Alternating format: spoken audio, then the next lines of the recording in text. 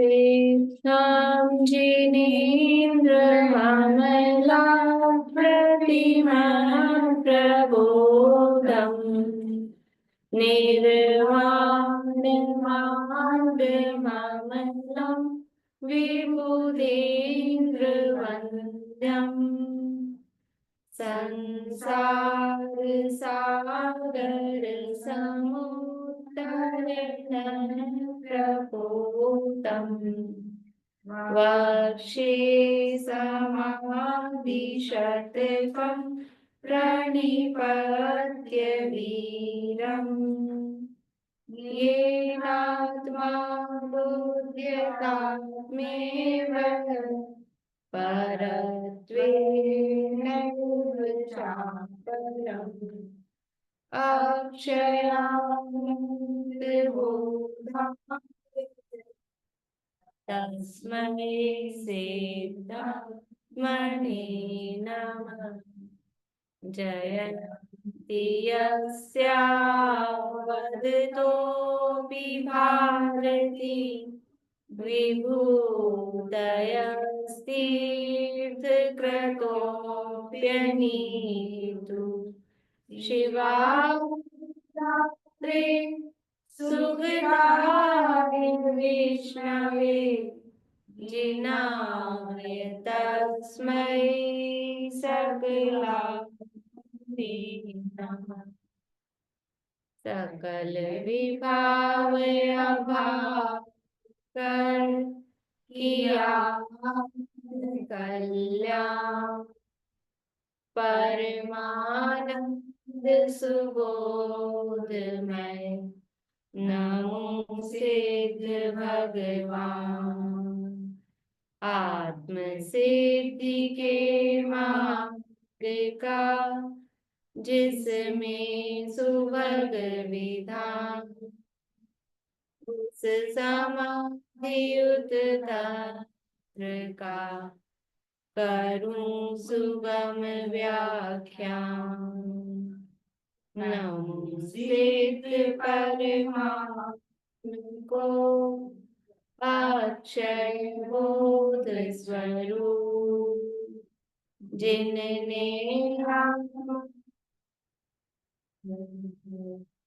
पर जाना पर रूप जिनने आत्मा पर जाना पर रूप।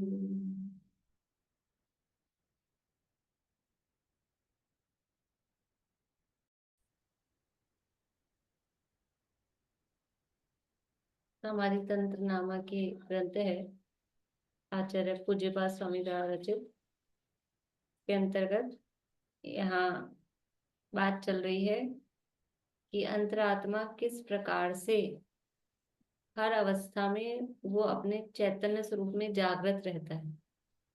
कोई भी अवस्था हो बाहर में, शरीर की अवस्था कोई सी भी हो, लेकिन वो अपने चैतन्य स्वरूप में जागृत क्यों रहता है? क्योंकि जहाँ श्रद्धा होती है वहीं पर उपयोग लगता है, जहाँ उपयोग लगता है वहीं की श्रद्धा रुचि वो होती है। इस कारण उसका बाहर में कैसी भी अवस्था हो उसका उपयोग आत्मा में रहता है। तो इस प्रकार से ये जो आत्मा में उपयोग लीन हुआ तो अपने में रहता है, तो किसकी उपासना करता है? तो उपासना जो उपास्य है वो उपास्य कौन है? तो यहाँ दो प्रकार के उपास्य बताए, यानी जिसकी उपासना करना है, एक अभिन्न उपास्य और एक भिन्न उपास्य। तो अभिन्न उपास्य कौन है और भिन्न उपास्य कौन है? या अपने से जो भिन्न है, ऐसे जो परमात्मा, भिन्न आत्मा की उपासना और अभिन्न आत्मा की उपासना। तो भिन्न आत्मा की उपासना में जो कार्य परमात्मा स्वरूप अरहंत आदि परमात्मा है उनकी उपासना की बात कही। और अपने से भिन्न आत्मा की उपासना करके फिर भी क्या हो रहा है? उपासना कर रहा है अपने से भिन्न परमात्मा की, और बनता क्या है? स्वयं परमात्मा बनता है। कैसे बनता है? देखो, परमात्मा की उपासना करके परमात्मा कैसे बन पाएगा? कि उदाहरण दिया है बत्ती का, वो बत्ती उसमें लीन होती है, दीपक में डूबती है, डूबती है तो वो दीपक नाम पाती है, वो स्वयं दीपक हो जाती है। ऐसे ही वो परमात्मा में डूबना का मतलब क्या, हम परमात्मा में कैसे डूबे जाके, वहां तो जगह ही नहीं डूबने की, ठोस है। परमात्मा में कैसे डूबे कि हाँ, उनके स्वरूप के जैसा अपने स्वरूप का अनुभव करना, वो उनमें डूबना है। कल कौन कह रहे थे ना आप लोगों में से, वो मीरा, सुनिता आंटी कह रहे थे, तो वो मीरा अपने आप को कृष्ण ही अनुभव करने लग गई, वो ऐसे डूब गई। तो ऐसे ही ये दो ऐसे कहते हैं, शुद्धो हम नहीं, फिर अपन भगवान को बोलते हैं शुद्ध सोहम, सोहम, फिर सोहम, सोहम से पहले भी एक बोलते हैं ना कुछ, शांति जी बताते, तीन चीजें होती है सोहम से पहले भी एक, नहीं नहीं वो भगवान के लिए बताते हैं, निकल रहा है अभी। तो फिर उसके बाद आता है सोहम, कि वह ही मैं हूँ, नहीं वो एक भगवान के लिए होता है। दासोहम, यस, दासोहम, मैं आपका दास हूँ, फिर दास निकल जाता है और क्या रह जाता है, सोहम।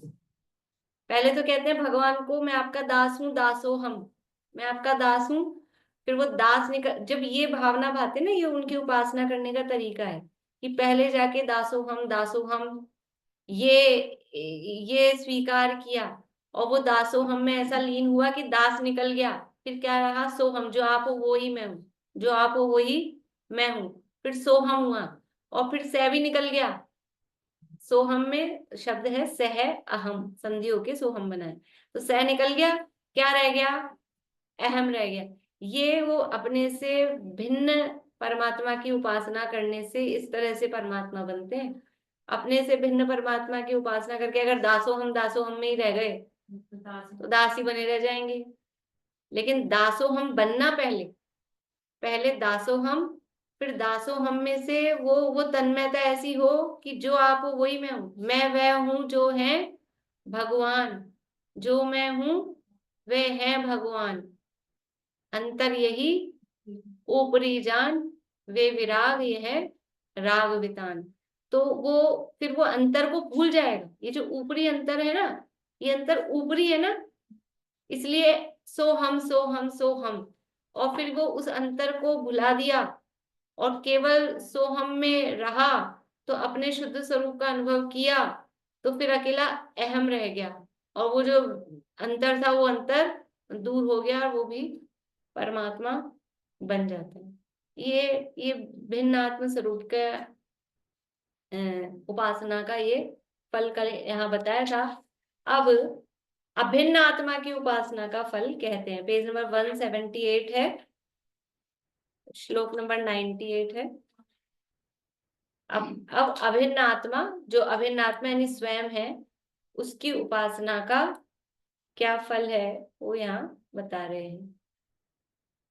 उपास्य आत्मानम एव आत्मा, और नीचे है मथित्व आत्मानम आत्मा एव जायते अग्नि यथा तरु। उपास्यात्मानमेवात्मा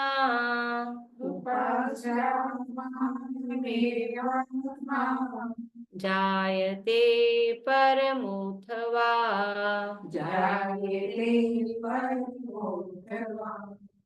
मथित्वात्मानमात्मेव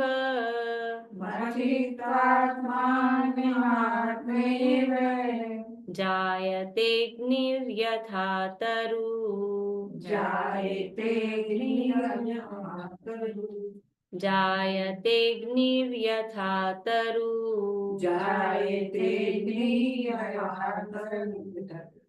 उपास्यात्मानमेवात्मा जायते परमोऽथवा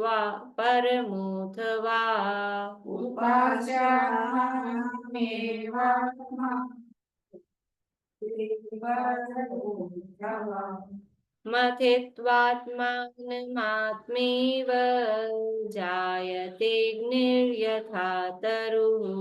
मथित्वात्मात्मैव जायते निर्यथा तरुः।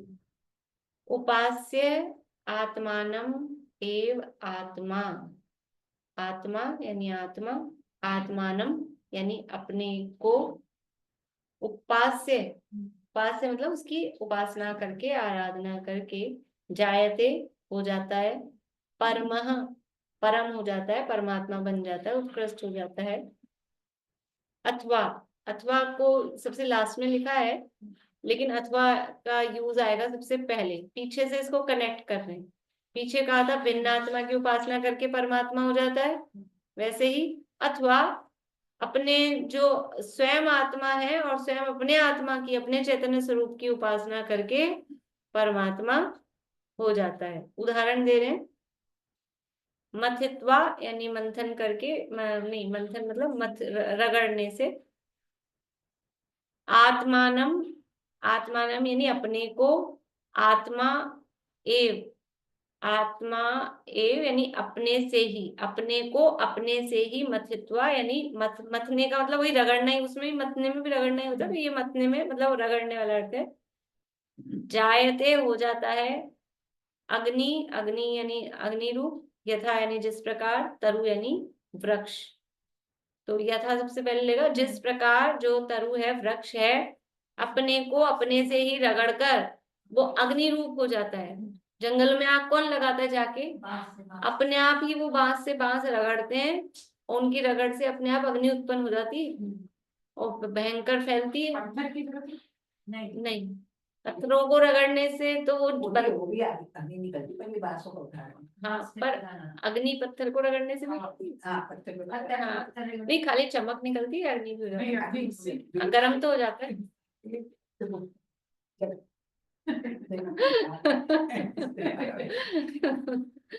एक अलग ही पत्थर भी आता है, चकमक पत्थर। हाँ, ऐसे जंगल पत्थर से भी हो जाता है। हाँ हाँ, ठीक बात है, पत्थर से भी, ध्यान आ गया। वो बंदर का उदाहरण आता है कि किसी को पत्थर रगड़ते हुए देखकर अग्नि उत्पन्न करी लोगों ने, तो बंदर जुगनू पकड़ लाए कि कुछ चमक चमक हुई है, तो वो जुगनू को रगड़ने लगे। अब ध्यान आ गया ऐसा। तो क्या कह रहे हैं कि ऊपर वाली लाइन में कहा कि अथवा यह आत्मा अपने स्वरूप का ध्यान करके, अपने स्वरूप की उपासना करके स्वयं परमात्मा, अपने आप से ही परमात्मा हो जाता है। जिस प्रकार से वो वृक्ष हैं, वो अपने आप से आपस में रगड़कर वो स्वयं अग्नि रूप हो जाते हैं, कोई दूसरा आके अलग से माचिस की तीली डाले, ऐसा नहीं होता, वो स्वयं ही अपने आप से रगड़कर। ऐसे ही ये परमात्मा रूपी अग्नि कैसे प्रकट हुई अंदर में, अपने आप में, आत्मा से, आत्मा अपने को अपने से रगड़ना है। उसके लिए मतलब ये शब्द नया आया है, बाकी बात तो वही है। दादा, हाँ दादा उसके लिए ऐसा उदाहरण देते हैं कि करना क्या है, आत्मा को जानने के लिए क्या करना है, कि अपने ज्ञान, वर्तमान ज्ञान की एक समय की पर्याय और अपना त्रिकालिक रूप शुद्ध आत्मा, इसको, ये दो तार हैं बिजली के, इनको बस जोड़ना है आपस में। इनको जोड़ते ही वो जल जाएगी। तो यहाँ यहाँ भी इनको जोड़ना है, रगड़ना है, वो आपस में टच होंगे ना, तभी तो वो जलेगी लाइट, तो करंट तभी तो आएगा। वो भी करंट, वो भी तो क्या, लाइट मतलब वो आपस में रगड़ रहे हैं वृक्ष, तो इसको आपस में रगड़ना है, टच करना है, छुआना है, जो भी बोलो, अपने वर्तमान उपयोग को। तो आत्मा, आत्मा, आत्मा, आत्मा से ही, आत्मा को ही, ये तो ना, आत्मानम, आत्मानम एव आत्मा, मतलब अपने से ही अपने को। तो अपने से ही अपने को मतलब कौन, दो दो अपने हैं ना, एक अपना है अपना त्रिकाल शुद्धात्मा, और दूसरा अपना है अपनी ही वर्तमान ज्ञान की पर्याय, और उसको उसमें लीन करना है, उसमें उसको टच करना है, और वो उसमें टच होते ही वो जो अग्नि चलती है वो परमात्मा बना देती है। उससे जो प्रकाश होता है वो ज्ञान प्रकाश होता है, अग्नि क्यों बोले, उस समय ज्ञान का प्रकाश हो जाता है। चैतन्य स्वरूप का। तीसरे बोल में आपने पर्याय, एक समय की पर्याय, तीसरा पर्याय हो गई। तीसरा बोल 20वां 20वां वो शुद्ध पर्याय, मतलब हाँ ऐसा तो नहीं है। देखिए अन्वय अर्थ पढ़ते हैं। अथवा यह आत्मा आत्मानम अपने चित स्वरूप को ही उपास्य अर्थात चिदानंदमय रूप से आराधना करके परमात्मा जायते हो जाता है।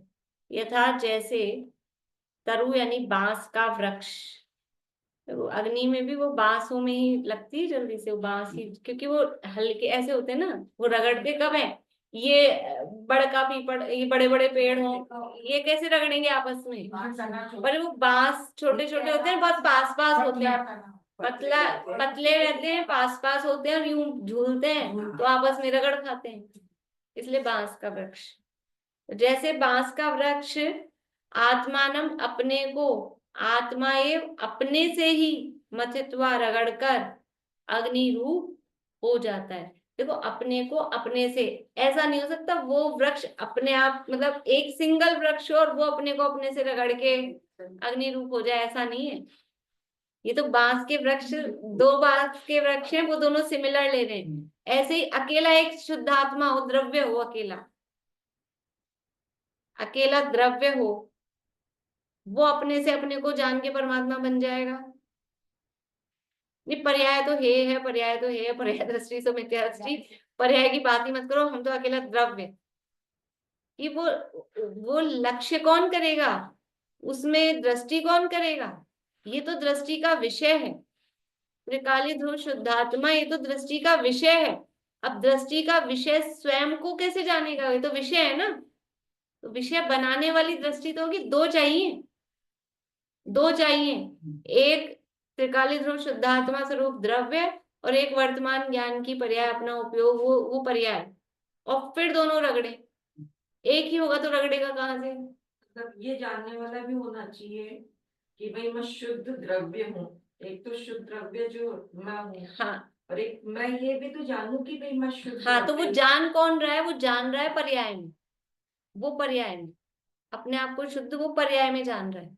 लेकिन ये है दोनों एक ही के, जैसे वो दोनों बांस ही के है ना वृक्ष, एक कोई और एक कोई और, ऐसा नहीं है। दोनों की जाति क्या है, वो बांस की है। वो तो उदाहरण में तो फिर भी बिल्कुल अलग ही दोनों है, लेकिन यहाँ ये जो त्रिकाली ध्रुव शुद्धात्मा है, जो द्रव्य है, उसी की वर्तमान ज्ञान की पर्याय है। अगर शुद्धा द्रव्य तो किसी और का हो और ज्ञान की पर्याय किसी और की हो, वो उसमें रगड़ जाएगी, वो उसमें नहीं रगड़ी जाएगी, फिर वो आत्मा का अनुभव नहीं होगा। स्वयं का, स्वयं त्रिकाली ध्रुव शुद्धात्मा स्वरूप द्रव्य और स्वयं की वर्तमान ज्ञान की पर्याय अपने में लीन होती है, तो वो हमें ज्ञान की किरण प्रकट होती है। श्लोक और पद्यानुवाद का पाठ कर लेते हैं। उपास्यात्मानमेवात्मा जायते परमोऽथवा मथित्वात्मानमात्मैव जायते निर्व्यघातरुः। तम के ध्यान से स्वयं बने प्रभुआ, बांस रगड़ से बांस में स्वयं प्रकट हुआ। ठीक है। अथवा आत्मा की ही अर्थात चिदानंदमय चित स्वरूप की ही उपासना करके आत्मा परम अर्थात परमात्मा होता है। इसी अर्थ का समर्थन दृष्टांत द्वारा करके कहते हैं। रगड़कर इत्यादि, जैसे अपने आप ही मथ कर, रगड़ कर, घिस कर, वृक्ष अर्थात वृक्ष रूप स्वभाव स्वभाव स्वतः ही अग्नि रूप होता है। यानी जो वृक्ष है वो वृक्ष अपने स्वभाव को छोड़कर खुद ही अग्नि रूप होता है। इसी तरह आत्मा आत्मा को ही मत कर उपासित कर परमात्मा रूप होता है। भावार्थ, इसमें जैसे पेड़ का उदाहरण लिया इसलिए इसको रगड़ना शब्द दिया मथित्वा को, नहीं तो ये भी कह सकते हैं कि मत के जैसे मक्खन निकलता है। मत के मथित्वा दिया ना, तो इसको मत कर भी तो मान सकते हैं ना, लेकिन पेड़ का उदाहरण दिया इसलिए इसको रगड़ के बोली। वो मतकर या मक्खन का उदाहरण इसलिए नहीं दिया कि मत, मतलब वो मक्खन वाला उदाहरण तो ऐसा है कि बहुत सारी चीजें उसमें से हमने सार निकाला, तो यहाँ सार वाली बात नहीं कह रहे। यहाँ उस इसलिए यहाँ उसको मतकर का अर्थ रगड़ना किया है और उदाहरण वृक्ष का दिया है, क्योंकि यहाँ पे कोई सार, मतलब हम उसमें से सार निकाल रहे हैं ऐसा वाला अर्थ इसमें नहीं बता रहे हैं। जो उपासना अर्थ बता रहे हैं ना अभिन्न उपासना में, तो वो सार वाला अर्थ नहीं बता रहे। मत मत मत कर तो घी जो उसमें से अच्छी चीज जो चाहिए था वो है। तो कोई और भी निकालेगा। हाँ। इसमें तो इसका शब्द एक ही शब्द हाँ। लग रहा है। हाँ, यहाँ दोनों को एक ही पे लगाना है, इस वहां भेद हो जाएगा, यहाँ अभेदता दिखानी है। जैसे बांस का वृक्ष बांस के साथ रगड़कर मतकर स्वयं अग्नि रूप हो जाता है, इसी तरह आत्मा भी अपने चिदानंद में चित स्वरूप की उपासना करके स्वयं परमात्मा रूप हो जाता है। जैसे बांस के वृक्ष में अग्नि शक्ति रूप से विद्यमान है और वह घर्षण से प्रकट होती है, इसी तरह आत्मा में भी पूर्ण ज्ञानादि गुण शक्ति रूप से विद्यमान है। यदि शक्ति नहीं हो तो व्यक्ति कहाँ से होगी? हर किसी में नहीं होती ना। घास में है क्या? घास को रगड़ो तो अग्नि उत्पन्न हो जाए, वो बांस में ही वो शक्ति है। तो ऐसे ही आत्मा में ये पूर्ण ज्ञानादि गुण रूप केवल ज्ञान प्रकट करने की शक्ति है अंदर, तब उसकी व्यक्ति हो सकती है। इन जड़ पुद्गलों में इनमें शक्ति नहीं है, तो शक्ति नहीं है तो फिर उसकी व्यक्ति भी नहीं हो सकती है। तो आत्मा में भी पूर्ण ज्ञानादि गुण शक्ति रूप से विद्यमान है और वे आत्मा के साथ एक रूपता होने पर प्रकट होते हैं। आत्मा के साथ एक रूपता होने पर प्रकट होते हैं, अर्थात आत्मा अन्य बाह्य अभ्यंतर संकल्प विकल्प रूप व्यापारों से अपने उपयोग को हटाकर स्वरूप में एकाग्र कर देता है, तब उसके वे गुण यानी शुद्ध पर्याय प्रकट होते हैं। गुण प्रकट होते हैं कहते हैं, लेकिन वास्तव में पर्याय प्रकट होती है। तो अन्य बाह्य अभ्यंतर संकल्प विकल्प रूप व्यापारों से उपयोग को हटाकर स्वरूप में एकाग्र किया। ये उपयोग जो आत्मा का ही था, वो बाहर जा रहा था, उसको अपने में जोड़ा, अपने में रगड़ा, अपने में लगाया, तो वो शुद्ध गुण रूप वो पर्याय प्रकट होती हैं। तो आत्मा के साथ एक रूपता, मतलब दोनों मिलके हैं, एक हो गए हैं तो एक ही वास्तव में, लेकिन अभी भी वो द्रव्य पर्याय दो दिख रहे हैं ना, वो दो ना दिख के वो पर्याय अपने आप को द्रव्य ही अनुभव करने लगती है। अपने में ही जो दो भेद रूप दिख रहे हैं, वो दो भेद ना होके अभेद जो हो जाते हैं, तो वो एक रूपता हो जाती है, तो फिर ये शुद्ध गुण प्रकट हो जाते हैं। आत्मा के साथ संघर्ष यानी एकाग्रता से ध्यान रूपी अग्नि प्रकट होती है। जब उसके निमित्त से कर्म रूपी ईंधन सर्वथा जल जाता है, तब वह आत्मा परमात्मा हो जाता है। ध्रुव धाम ध्येय की धूनी लगाई, ध्यान की धधकती अग्नि जलाई, श्रेणी मांडी पलक चिन्ह में, मधुवन में होली खेले मुनिराज। तो ये है ध्यान अग्नि। ये ध्यान की अग्नि से कर्म ईंधन जल जाता है। कर्म को ईंधन का अपन इसमें करते ना, धर्म ध्यान में पिंडस पदस रूपस रूपाती, तो उसमें क्या वो धारणाएं होती हैं। हाँ, तो पहले अग्नि धारणा, तो इस तरह से एक नीचे है कमल 16 पंखुड़ी वाला, और यहाँ कमल है वो 8 कर्मों वाला, और ये नीचे से अग्नि जली उसके रेफ में से, और ये अग्नि जली, तो ये जो कर्म है ये सब क्या हो गए, दू दू करके जल गए। फिर बाद में जल धारणा, पहले वायु धारणा, फिर जल धारणा, वो सब पहले पृथ्वी धारणा है सबसे पहले, पर मुझे तो ये बताना था। तो ये मतलब कर्म को ईंधन की उपमा दी जाती है। कर्म नष्ट करने के लिए। अब वो ऐसे कहते कि फिर अब उस दिन भी कोई कहते आप ऐसी बातें क्यों करते हो, आप ऐसे हिंसक शब्दों का प्रयोग तो करते ही नहीं, फिर जाल जलाना और मारना और नाश करना, कि वो है ही, वो है ही नष्ट करने योग्य, जड़ पुद्गल है।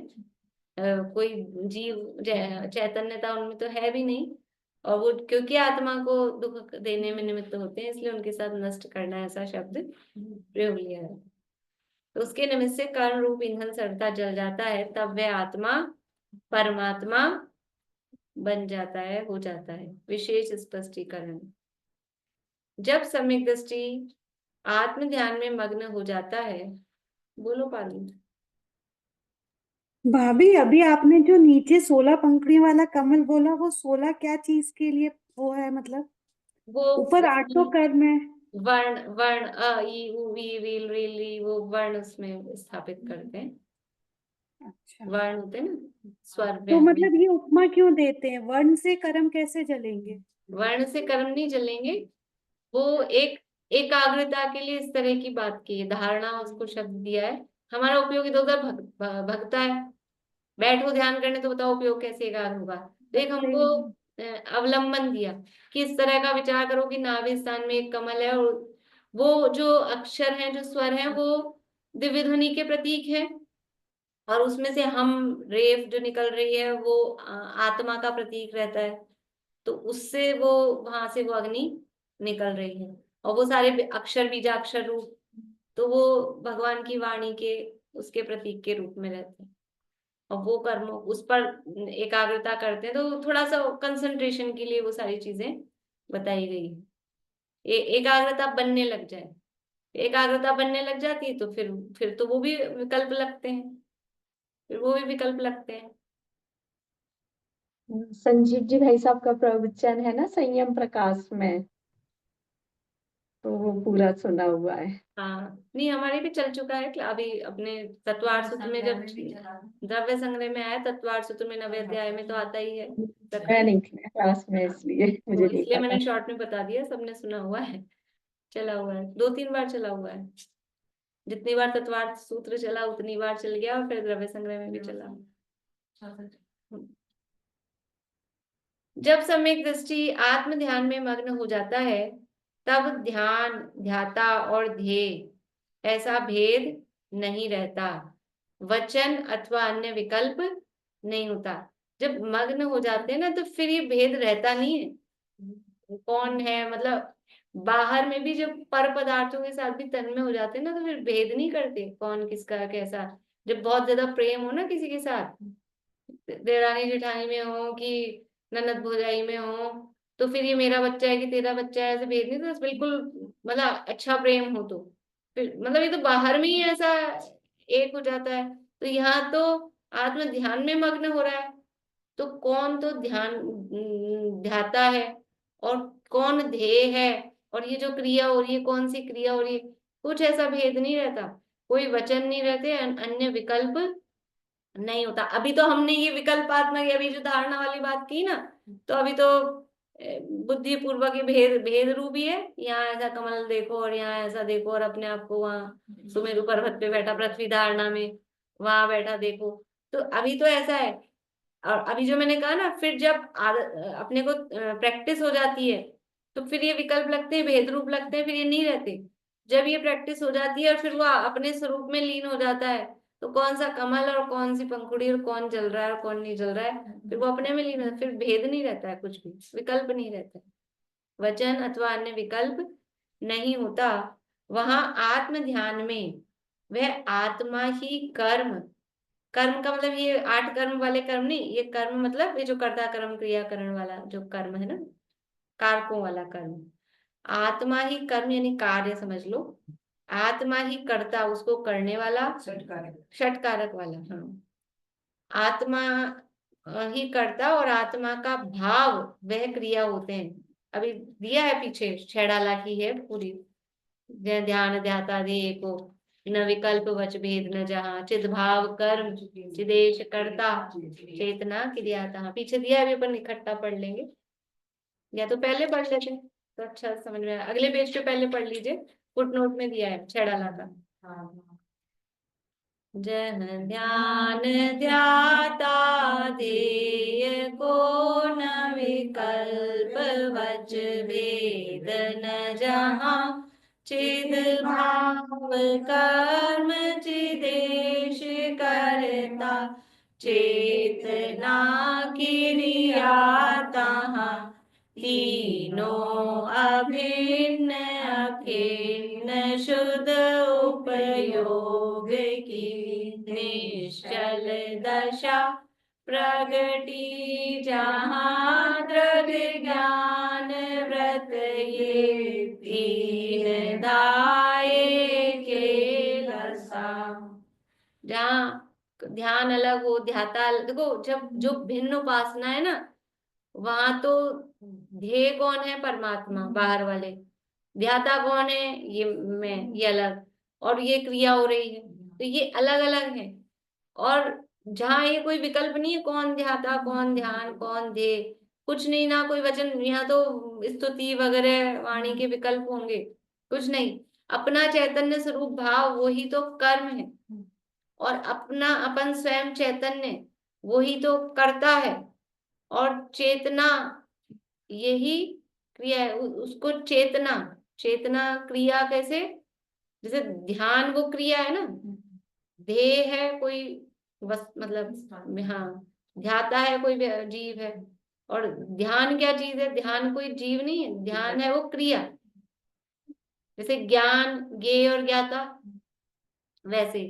तो यहाँ पर क्रिया क्या है कि वो चेतना मतलब षटकारक में बता रहे, कौन कर्म, कौन कर्ता, कौन क्रिया। ये कर्ता कर्म क्रिया का भेद नहीं, अभिन्न षटकारक है। राम ने, राम नहीं, वो हटाओ, कुम्हार ने घड़ा बनाया, है ना? तो कुम्हार कर्ता हो गया, घड़ा कर्म हो गया, और वो जो घड़ा बनने का प्रोसेस हुआ वो क्रिया हो गई। ये तो भेद रूप है। लेकिन मैंने अपने को अपने से अपने में जाना, इसमें कौन? मैं ही हूं। ऐसा होता है ना कभी कभी कि मतलब ऐसा कम करते हैं, लेकिन समझ लो मैं मेरा जन्मदिन है और मैंने लिफाफा बनाया, मैंने इस हाथ से अपने आप को लिफाफा दिया। किसको दिया? मैंने खुद ने मिठाई उठाई, खुद ने अपने मुंह में खा ली। ऐसा खुद ही बनाई, खुद ही उठाई, खुद ही खा ली। तो इसमें मतलब भाई कोई बना के लाए और फिर खिलाए, तो वो भेद होता है ना। यहाँ वो एक और भजन है, एक योगी आसन बनावे, आप बनावे आप ही खावे, खावत नाही अघावे रे, एक योगी आसन। बहुत अच्छे हैं उसके वर्डिंग्स, पर मुझे याद नहीं है। मैं बस है तो कभी मैं मतलब लेंगे। वर्डिंग्स बहुत अच्छे हैं उसके। अभी बीच में एक केस ऐसा हुआ था ना कि एक ने शादी की कि किससे शादी करनी, कि मेरे को तो मेरे से ही शादी करनी है, बाकायदा रजिस्ट्री करवाई है शादी की। तो ऐसा मतलब कुछ भेद नहीं है, कोई भेद नहीं है। ऐसा होता है ना कभी कभी कोई प्रोग्राम हो रहा हो, मान लो इस तरह का, शादी के दिनों में ऐसे करते हैं, तो उसमें कोई गेम रखा और उसमें प्राइज मिलेगी, और फिर किसके निकाली? कि घर वालों के। सारे नहीं नामे घर वालों के ही निकाल दी। क्या मतलब हुआ? तो वो सब खुद, कोई भेद नहीं रहा। ऐसा यहाँ कह रहे हैं। तो चिद भाव कर्म, अपना चैतन्य स्वरूप भाव वही तो कर्म है, और अपना मैं चैतन्य स्वरूप आत्मा वही करता है, करने वाला वही है। और किसको किया जा रहा है? अपने चैतन्य भाव को जिसको किया जा रहा है वो कर्म। तो अपने चैतन्य भाव को किया जा रहा है वो कर्म है। मैं स्वयं चिदेश वो करता हूँ। और ये जो मैंने अपने चिद भाव को किया ना, ये चेतना, यही क्रिया हो गई। तीनों अभिन्न, ध्यान ध्याता ध्येय हो चाहे कर्ता कर्म क्रिया हो, तीनों अभिन्न है, अखिन्न है। कोई उनमें खिन्नता, खिन्नता का अर्थ जैसे खेद होता है, लेकिन यहाँ पे कोई अटूट मतलब खूट नहीं है, बिल्कुल अखंड है। ऐसा अभिन्न अखिन्न शुद्ध उपयोग की निश्चल दशा, ये ऐसी शुद्ध उपयोग की निश्चल दशा ऐसी होती है। और जहां ये दशा प्रगटी प्रगति जहाँ दृग ज्ञान व्रत ये तीन धा एके लेसा। जहाँ ऐसी दशा प्रकट होती है वहां पे दर्शन ज्ञान चारित्र ये सब एक स्वरूप शोभित होते हैं, इनकी एकता शोभित होती है। मुक्ति की प्राप्ति सम्यक दर्शन ज्ञान चारित्राणी वो मोक्ष मार्ग है। ऐसा देखो, अब अर्थ पढ़ लेते हैं वापस पिछले पेज पे।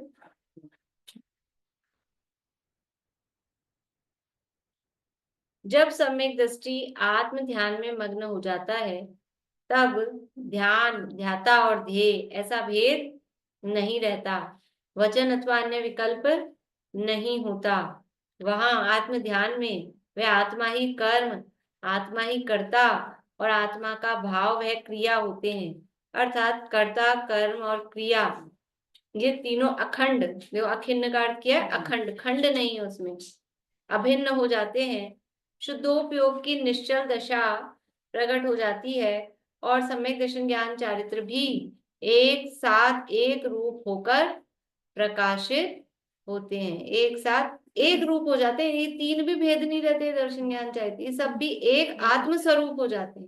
ये तीनों की एकता, यद्यपि गुण अलग अलग हैं लेकिन गुणों को स्पर्श न करने वाला गुण भेद को आलिंगन नहीं करने वाला, ये वो दशा है कि वो गुण होने पर भी गुणों के भेद को स्पर्श नहीं करती, वो एक दशा हो जाती है।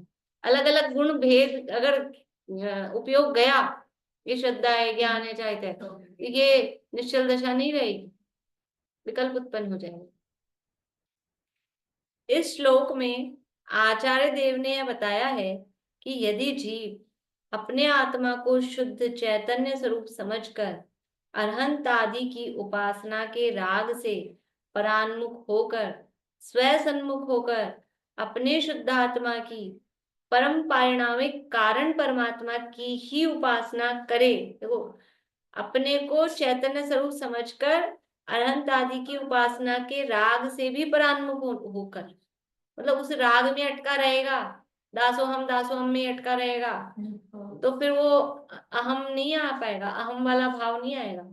दुनिया में अहम भाव वो बहुत खोटा माना जाता है, बहुत अहम भाव है इनको, लेकिन यहाँ कह रहे हैं अहम भाव ही लाना है, लेकिन अहम का निर्णय होना चाहिए। अहम, मैं कौन, नो दाई सेल्फ, मैं कौन हूँ, दादा की बहुत पुरानी निबंध है, मैं कौन हूँ।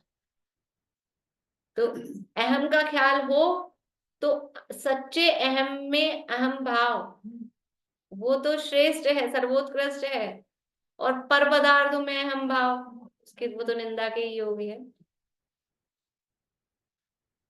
अपने आत्मा को शुद्ध चैतन्य स्वरूप समझकर अरहंत आदि की उपासना के राग से परान्मुख होकर स्वयं सन्मुख होकर अपने शुद्धात्मा की परम परिणामिक कारण परमात्मा की ही उपासना करे तो वह स्वयं परमात्मा हो सकता है।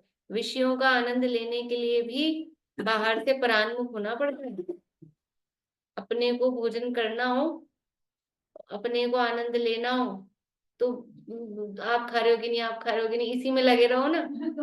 खुद को स्वाद नहीं आ पाता, खुद नहीं खा पाता है। अरे ये कई लोगों का ऐसा विकल्प होता है ना, समझ लो वो करे भी क्या, मजबूरी भी हो जाती है। ये उस दिन निशान टी कह ही रहे थे कि हम इतना अच्छे से लाभ नहीं ले पाए, अपन ने विधान कराया, अपन ने विधान कराया तो दूसरे आदमी सब आराम से आनंद लेते हैं, लेकिन जिसने विधान कराया है वो क्या, ये आया कि नहीं, वो आया कि नहीं, अभी आया तो इनसे बोलो, इनके पास किताब है कि नहीं, इनको दियाओ, उनको दियाओ, विकल्प लगे ही रहते हैं। किसी की शादी में भी अपने यहाँ कितना खाना हम चखते भी हाँ, नहीं है, खुद के घर में शादी हो तो दुनिया चीम की जाती है, खुद भूखे ही रहते हैं, खुद खा ही नहीं पाते हैं, फुर्सत ही नहीं खाने की, अटेंड करने में ही लगे रहते हैं, या तो मेकअप में ही रह जाती हैं लेडीज, तैयार ही नहीं हो पाती हैं अगर रात में नहीं खाती हैं तो। रात में खाने वालों का तो क्या है ऐसा है। तो मतलब वहां से परान्मुख होना पड़ता है यदि खुद को आनंद लेना है। अब किसके पास किताब पहुंची कि नहीं पहुंची, हमें तो अपना आनंद लेना है, बैठ जाओ जब तो ठीक है, और इधर उधर देखते रहे तो बाहर के विषयों का भी आनंद नहीं आता है कि किसकी थाली में क्या पहुंचा क्या नहीं पहुंचा, नहीं खा पाते, नहीं रस ले पाते। द्रव्य दृष्टि से प्रत्येक जीव में परमात्मा होने की शक्ति है। यदि वह जिन उपदेश अनुसार पुरुषार्थ पूर्वक उद्यम करे तो उस शक्ति को संपूर्ण रूप से व्यक्त करके परमात्मा हो सकता है। ये कि परमात्मा तो वही है कि वो नहीं है, सभी आत्माएं परमात्मा हैं। बधा भगवान छो, बधा भगवान थाओ। सभी आत्मा परमात्मा है और सभी आत्मा परमात्मा बन सकती हैं। फिर है तो बन कैसे सकती हैं? कि शक्ति रूप से है और उस शक्ति का स्वीकार करे तो व्यक्त रूप से भी परमात्मा बन सकते हैं। ऐसा परमात्मा होने का उपाय अंत अंत में आ रहे हैं ना, बिल्कुल परमात्मा बना के छोड़ रहे हैं। वो तो परमात्मा बना रहे हैं, हम बन रहे हैं कि नहीं बन रहे हैं पता नहीं कैसा है। मुझे तो बहुत आनंद आ रहा है इसमें। कल वहां गई थी, दीपक क्या बोल रहे थे, समय सार क्यों नहीं चला रहे, समय सार क्यों नहीं चला रहे, वो सीधा दृष्टि प्रधान है। मैंने कहा इसमें भी बहुत आनंद आ रहा है, समय सार से कम आनंद नहीं है वैसे, ऐसा कुछ नहीं है। चला लेंगे वो भी, उसका निषेध नहीं, मुझे कोई एलर्जी समय सार से ऐसा नहीं है। लेकिन वो तो फिर भी अपने को थोड़ा टेस्ट आ ही जाता है उसका कहीं ना कहीं, पर चलाएंगे वो भी। पर यहाँ भी मतलब आनंद, आनंद ही तो चाहिए और परमात्मा बनने का उपाय चाहिए। तो परमात्मा बनने का उपाय दे रहे सरल, एकदम सरल भाषा में। और क्या करना है, करें तो काम तो करें। ग्रंथ कोई सा भी हो सामने, कोई सा भी ग्रंथ हो, परमात्मा बनेगा उसको पढ़ने प्रत्येक की आवश्यकता नहीं है। परमात्मा स्वरूप को पहचानने के लिए पढ़ने की आवश्यकता है। और परमात्मा स्वरूप को पहचानने के लिए ये चाहिए, और वो पहचान लेंगे। सामने कोई भी ग्रंथ हो, कोई भी गाथा हो, प्रत्येक जिनवाणी का, प्रत्येक शास्त्र का उद्देश्य वो वीतरागता का पोषण और अपने को चैतन्य स्वरूप आत्मा दिखाना ही है। कोई भी जिनवाणी की एक लाइन में भी ये नहीं बताया जाएगा कि तुम दासो हम भगत हो, ये नहीं बताया अन्य जाएगा। धर्म वाले भी सोहम सोहम ही करते हैं, तो उनका क्या वो उद्देश्य? सोहम, वो भी भगवान में, जो जैसे मीरा की अभेद भक्ति है तो वो सोहम करते हैं, लेकिन वो भगवान जैसा अपने आप को स्वीकार करके भी अपने स्वरूप को, वो अपने स्वरूप को स्वीकार नहीं करते। वो ऐसे समझते हैं हम ब्रह्म का अंश है। हाँ, इस तरह से वो सोहम बोलकर भी दासोहम ही रहते हैं, और फिर सोहम बोलकर अहम रह जाए तब उस सोहम की सार्थकता है। हम भी अगर सोहम में अटके रहे अहम तक नहीं। तो सोहम में ही रह जाएंगे फिर, और इसीलिए फिर स्वर्ग आदि की प्राप्ति हो जाती है। बस भाई ज्यादा भगवान की भक्ति में रहे तो कहाँ तक पहुंच जाएंगे। अपने लोगों में भी कई जगह ऐसा ही है कि हम तो दास हम नहीं है। हाँ, तो वो तो सारा भाई जो धर्म के सच्चे स्वरूप को नहीं जानते समझते, तो वो सब उधर का ही प्रभाव है ना, दासों में वो उधर का ही प्रभाव है। जिसने इतना गहरा तो ऐसा ही। किया होगा उसको फर्क ही नहीं, वो दासों में एक विषय होता तो भाई अनादिकाल के संस्कार हैं, और ये ग्रहित मिथ्यात्व तो इस भाव का भी समझ लो, उसका प्रभाव ज्यादा है। और पिछले भावों से भी यही चला आ रहा है ना, शरीर को आत्मा माना जा रहा है। और थोड़ा बहुत जो यहाँ धार्मिक, तो वो जैसे तैसे कुछ धर्म में लगो, मोक्षण प्रकाशक में कहा है, तो वो जैसे गलत उपदेश देने वाले खोटे गुरु, खोटे वो मिल जाते हैं, फंस जाता है धर्म के नाम पे, लुट जाते हैं। बहुत मुश्किल है, महान पुण्य का उदय है जो सच्ची बात सुनने को, समझने को मिल जाए और हमको स्वीकार हो जाए। उत्तरोत्तर दुर्लभ है, सच्ची बात मिल जाए, सुनने को मिल जाए, समझने को मिल जाए, फिर समझ में आ जाए। उसको हाँ, हाँ, मान ले वही समझ में आ जाए, ये उत्तरोत्तर दुर्लभ है। हमारे महान पुण्य का उदय है, मतलब अपने आप को किसी से कम नहीं समझना चाहिए, घमंड करना चाहिए। बोलते ना, प्राउड टू बी जैन। अकेला जैन, जैन बाहर में जैन होने में प्राउड है, लेकिन यहाँ मैं अपने आप को जैन स्वीकार, सच्चा जिनका भक्त कौन, कि जो वो दासो हमसे सोहम और अहम पे आ जाए, वो सच्चा जिनका भक्त जैन है। वो यहाँ बताया है। समय हो गया जनवाणी।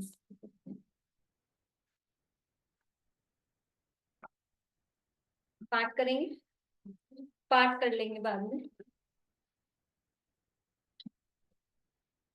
रत्नत्र मुक्ति का मार्ग है अद्भुत चैतन्य नागर अद्भुत से अद्भुत होने वाले आहू सर्व प्राणी विकराल शासन जयवंत वर्ते जयवंत वर्ते सर्वंग देव जयवंत वर्ते निर्ग्रंथ गुरुवर जयवंत वर्ते श्री देववाणी जिन धर्म जिन तीर्थ जयवंत वर्ते सुगात